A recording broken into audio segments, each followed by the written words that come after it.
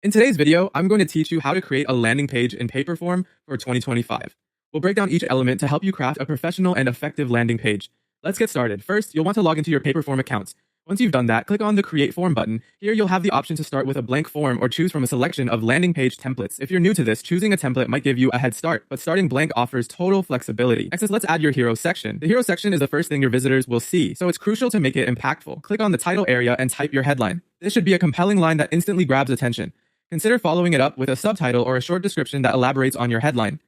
To enhance the visual appeal of your hero section, you might also want to add an image or video. This isn't mandatory, but it can provide a great first impression. Moving on, we'll build the core content of your landing page. This is where you can add text blocks that detail the benefits or features of whatever you're promoting. Spruce up the layout with images, dividers, and icons. Remember, a visually engaging page can significantly impact visitor engagement. If you anticipate needing more space, using page breaks can create scrollable sections, making navigation easier and the experience more dynamic. Let's talk about the main call to action, or CTA. This section is crucial because it's the action point for your audience. Click on Add Question to insert fields like name, email, or a button. These fields can be made required if you're looking to collect leads. Essentially, this is where you guide your visitors towards conversion, whether that's signing up, downloading, or any specific action you desire. Now it's time to style your page. Navigate to the theme section and click on Appearance. Here, you can adjust fonts, colors, background, and spacing to ensure everything aligns with your brand's identity. Activating the cover page mode or using a full-width layout can amplify the website-like feel of your page.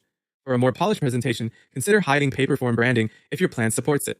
After your page looks just right, you'll want to set up how submissions are handled. Head to the After Submission section. You can decide whether to show a custom message, redirect users to another URL, or trigger an email or any other automation you've set up. Finally, it's time to go live.